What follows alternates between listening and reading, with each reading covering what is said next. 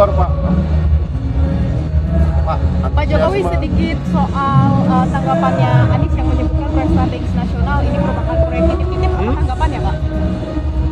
Ya ditunjuk saja proyek yang mana, yang titip siapa.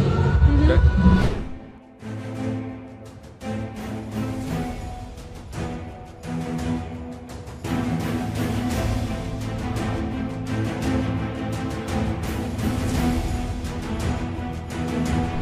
Halo sahabat Indonesia, kita bertemu kembali dalam Opini Rudi edisi hari Senin tanggal 2 Oktober 2023. Sahabat Indonesia, beberapa hari yang lalu bakal calon presiden yang diusung Partai Nasdem, PKS, dan PKB Anies Baswedan di depan rapat koordinasi nasional yang pertama dari Partai Masyumi mengkritisi tentang PSN. PSN itu adalah proyek strategis nasional.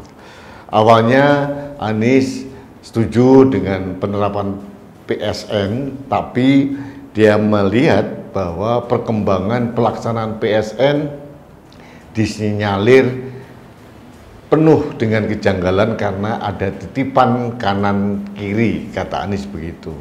Seperti biasa, Anies Baswedan asal saja bunyi, tidak ada data, tidak ada fakta. Nah, langsung pernyataan dari Anies Baswedan itu direspon oleh Presiden Jokowi. Singkat saja responnya Presiden Jokowi, tunjukkan saja yang mana. Terus kemudian bakal calon presiden dari PDI Perjuangan, Ganjar Pranowo juga mengatakan dengan lebih jelas, menantang Anies untuk membuka data, dibuat telanjang saja, datanya diungkap. Jangan hanya memberikan tuduhan-tuduhan tanpa data dan fakta. Itu keren sekali. Bahkan Sekjen PDI Perjuangan Hasto Kristianto juga mengatakan pemimpin sekarang ini lebih banyak harus berkaca menanggapi kritikan dari Anies Baswedan. Hasto mengemukakan pada waktu Najwa Shihab minta kepada para bakal calon presiden itu untuk berkaca, itu maknanya sangat dalam, termasuk kepada Anies Baswedan. Berkacalah sebelum mengkritik. Pada saat diminta untuk membuka data dan fakta, Anies bungkam sampai sekarang. Sama seperti dulu dia mengkritisi tentang pembangunan jalan di era SBY dan Presiden Jokowi. Ternyata salah baca data, ini memalukan sekali. Sebetulnya kalau mengkritisi itu wajar-wajar saja. Apalagi kita tahu Anies Baswedan ini adalah sudah mendeklarasikan diri sebagai antitesis dari Presiden Jokowi. Sudah pasti semua kebijakan Pak Jokowi akan dikritisi, akan direvisi dan segala macam. Tapi pertanyaannya adalah asal jangan memberikan tuduhan-tuduhan palsu, tuduhan-tuduhan yang tanpa data. Anies juga menyebut IKN karena tidak transparan. Gitu. Sebetulnya monggo-monggo saja kalau mau mengkritisi diberikan data secara terbuka yang mana. Gitu. Jangan hanya memberikan sinyalemen-sinyalemen yang akhirnya multi interpretasi. Ini yang sering dilakukan oleh Anies. Dan sekali lagi saya katakan bahwa Anies memang tidak punya data.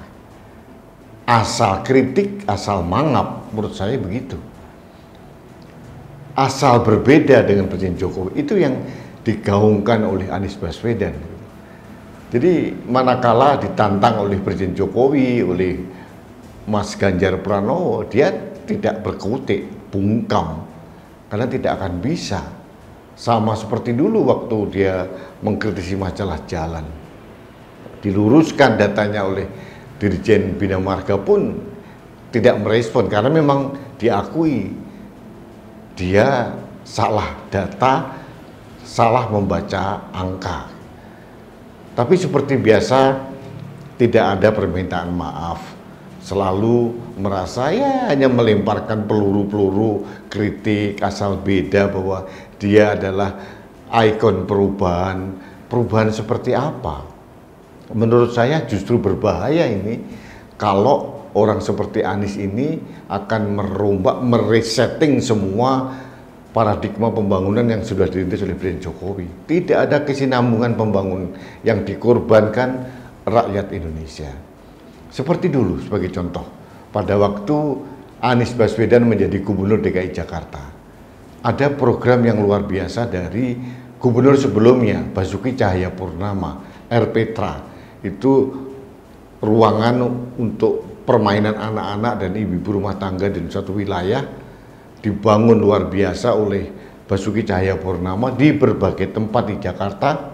Akhirnya tidak dirawat oleh Anies Baswedan, akhirnya terbengkalai, rusak semua.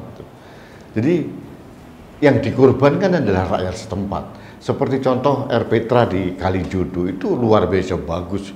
Ada banyak permainan, anak bisa kumpul di situ. Tapi di era Anies semua itu ditelantarkan semua dan rakyat menjadi korban. Ini contoh kecil saja bagaimana Anies Baswedan mengusung jargon perubahan, meresetting semua jejak peninggalan pendahulunya, dan akhirnya yang jadi korban rakyat. Sama persis rencana dia untuk menguasai Indonesia. Ini juga bermasalah gitu. Karena dia akan meresetting semua pembangunan dan itu yang akan jadi korban rakyat. Semua warisan Presiden Jokowi akan dipangkas, akan tidak dilanjutkan dan mungkin akan dimangkrakkan oleh Anies Baswedan sengaja seperti itu. Jadi saya setuju dengan Presiden Jokowi bahwa orang-orang seperti Anies ini memang tidak layak diberikan panggung karena akan merusak kesinambungan pembangunan Indonesia. Kita akan melangkah maju itu harus tahap demi tahap. Jangan seperti poco-poco maju mundur. Ini berbahaya. Jadi marilah kita cari pemimpin yang mempunyai konsep pembangunan berkelanjutan dan mau secara objektif melanjutkan pembangunan yang sudah dirintis oleh pendahulunya sehingga rakyat tidak jadi korban. Jadi sekali lagi kritik Anies Baswedan tentang PSN ini juga sama seperti kritik terdahulu, kritik yang tanpa dasar, kritik tanpa data dan fakta. Pada saat ditantang untuk membuktikan yang mana, dia diam membisu. Itulah gaya khas Anies Baswedan. Baik, sahabat Indonesia, terima kasih Anda telah mengikuti Opini Rudi. Kita bertemu kembali dalam Opini Rudi selanjutnya. Salam satu Indonesia, salam Pancasila, salam Indonesia maju. Saya Rudi S. Kamri.